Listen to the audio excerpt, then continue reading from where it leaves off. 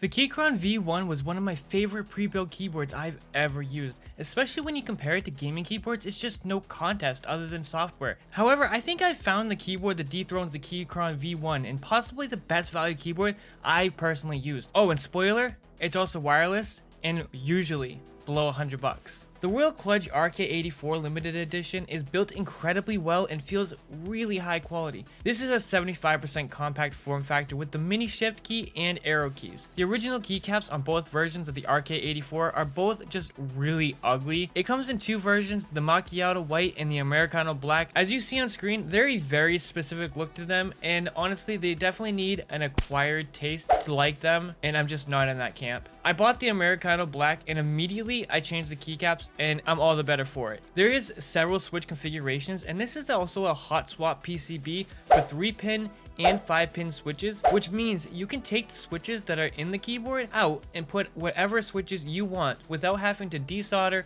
or solder on switches very easily. Now, I personally bought the RK yellow linear switch build, which comes pre-lubed and seem very generously lubed. They feel great. They're smooth, not scratchy at all, which the Keychron V1 is slightly scratchy in comparison to these switches. I don't know if it's from wear and tear, but they just don't feel nearly as smooth. The plate mounted stabilizers on all big keys is also generously lubed, and the stabilizers sound great.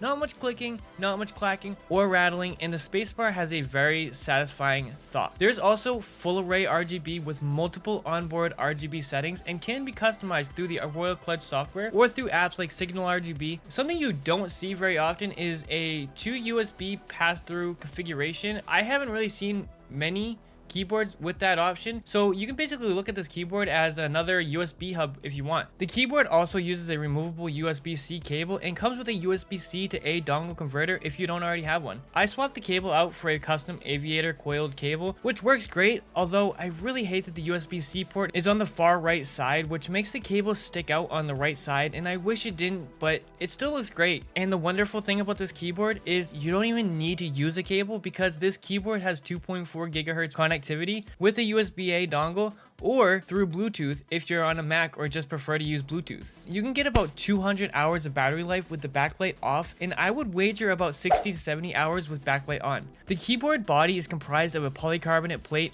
a layer of EVA foam between the PCB and plate. It dampens out the bottom out sound, and inside the body there's a layer again of EVA foam, and I think it really brings out a really nice sound, and I don't find any ping happening or hollow sound at all. I really like the sound. It's not clacky, but it's not a super deep dock either. Here's a sound test.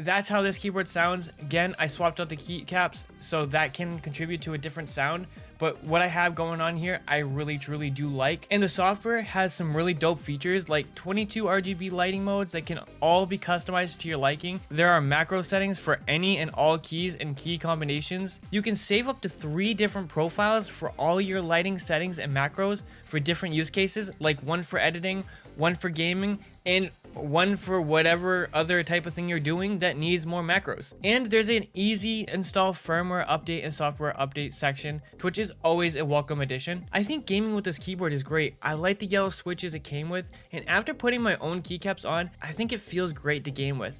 The switches aren't so light that I misclick, but it's not too heavy where I get fatigue in my fingers like a Gateron Ink Black. I prefer medium weight for my switches, and I think these are a good pairing for me. So altogether, I think for 99 bucks, that's almost always on sale for less, is dope. For me, I paid 80 bucks, and as of recording, this is on sale for 69 bucks.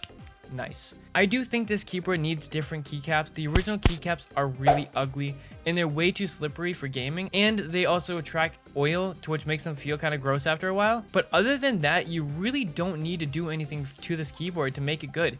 It's got great switches, great dampening, and really damn good build quality for the price. I personally think this keyboard outshines the Keychron in many ways and would highly recommend this for budget gamers that want a custom feel and can be an open canvas for any type of modding you may want to do, like swapping out the keycaps, putting in different switches, maybe swap out the foam or plate. The options are there. Anyway, I want to say thank you to my members right here that help out the channel a lot. I really greatly appreciate it, and you can become a member as little as $2 a month. And also, if you want to support the channel by getting yourself something, you can use my affiliate links down below if you're interested in anything we talk about today. And if you want to check out my original thoughts before you ever touch on this keyboard on the Keychron, you can check out my video here. I do still really like the Keychron, so definitely check out this video if you're still interested in the Keychron V1. But anyway, guys, hope you liked the video. Have a good one. Peace out.